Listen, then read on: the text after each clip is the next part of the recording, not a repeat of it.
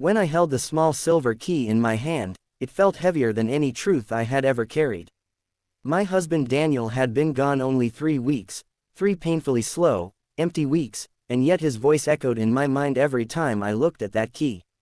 On the tag, written in his handwriting I knew better than my own, were 2 simple words, "Go alone." And beneath them, an address I had never seen before. I stood outside the building in Toronto on a cold gray morning, my breath turning into tiny clouds. My legs felt like they belonged to someone else. Why would Daniel leave me a key? Why send me somewhere after death?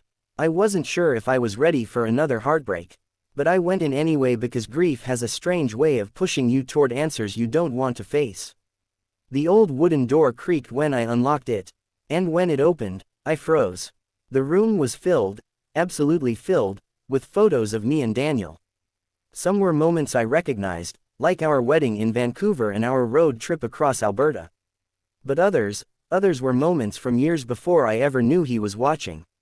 Pictures of me volunteering at a community kitchen, laughing with kids in shelters, handing out warm clothes to strangers during winter. I didn't even know these pictures existed. In the center of the room was a table with a letter placed carefully on top. My hands shook as I opened it. "My love," the letter began, "if you're reading this, then my time ran out sooner than we hoped. There's something I've kept from you, not out of fear, but because I wanted to give you this gift the right way. Before I met you, I was lost, an angry man carrying too many mistakes. I spent years trying to give back quietly, anonymously. When I saw you volunteering that first day, the way you comforted a stranger without expecting anything, I knew you were the person I wanted to become. You saved me long before you knew me." Tears blurred the ink as I read on. "I bought this little place 2 years ago. My plan was to turn it into a community center, your community center. I've already filed the paperwork. Everything is in your name now. All you need to do is open the doors. I want you to keep helping people, the way you always did, the way you helped me. This is my last gift to you. My last apology. My last thank you." I pressed the letter to my chest and sank to my knees. I cried for him, for the life we had, for the life he still wanted me to have. As I looked around the room again, something inside me softened for the first time since losing him. Each photo on the wall wasn't just a memory, it was proof of who I was before grief took over. Proof that kindness still lived in me, waiting to be used. The next day, I returned with boxes of supplies.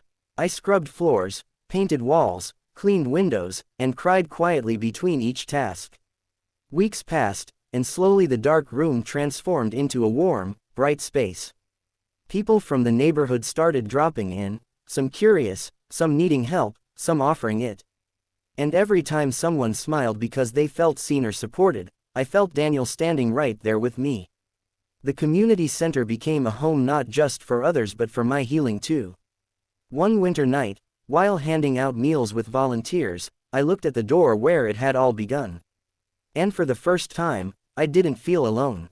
Daniel didn't leave me a key to unlock a room.